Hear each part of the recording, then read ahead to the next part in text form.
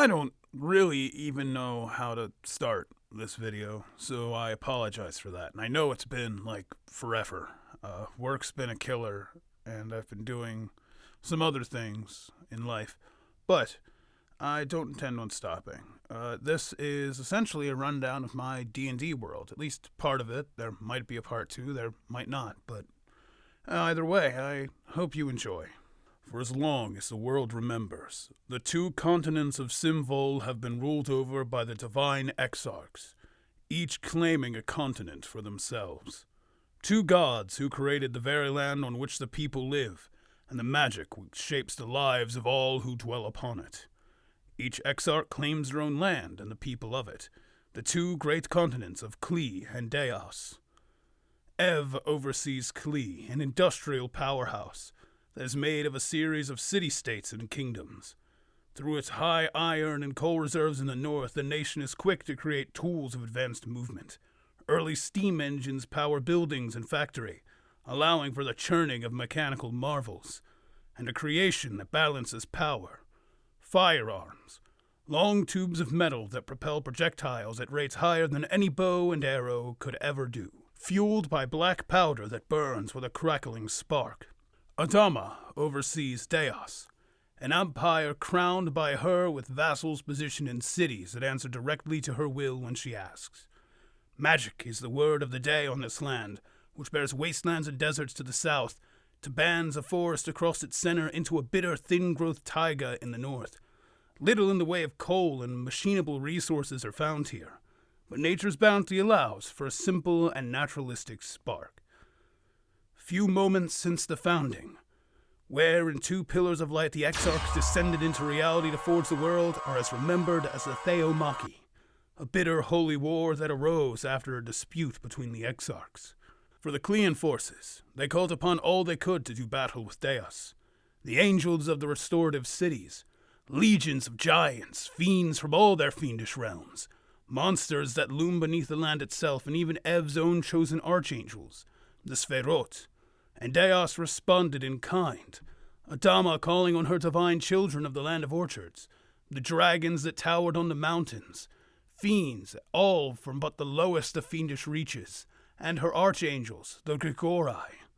For 200 years the war raged, cold, bloody, spilling out across the vast continents, rending cities asunder and brushing away civilization to a degree that is yet to recover. The boiling point proving so cataclysmic and world-shaking that after it the calendar had changed. The world was left desolate and wanting. Destruction reigned, and the gods left the world truly mired in their wake, leading even to the current day.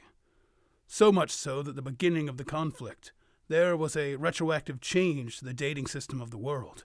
Anything before it would be before resolute divinity, and anything after it, including the present day of 692, would be resolute divinity. And it is in those areas of war, where the ruins of great cities that rose and fell litter the continents, and ancient battlefields and hidden grottos bear secrets and magic around every corner.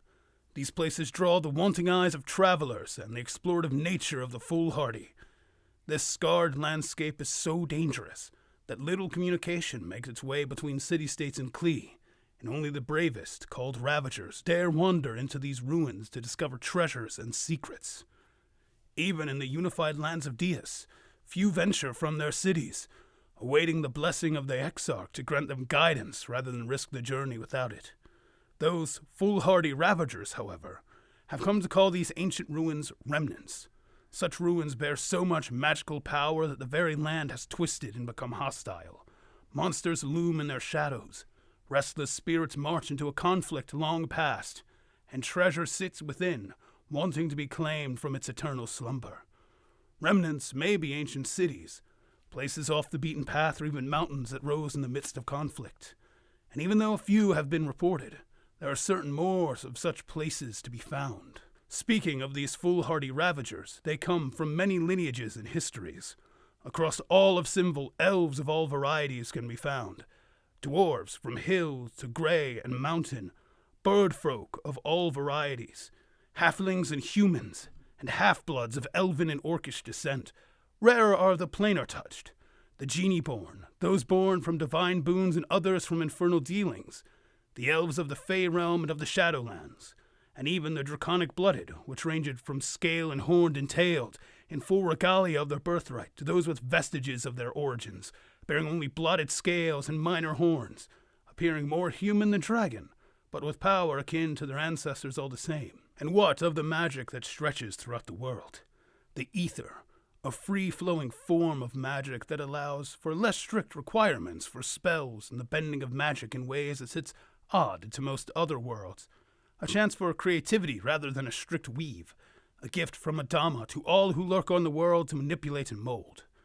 But with great effort and control, whilst the followers of the divine can grasp a divine fraction of the limitless power of their gods.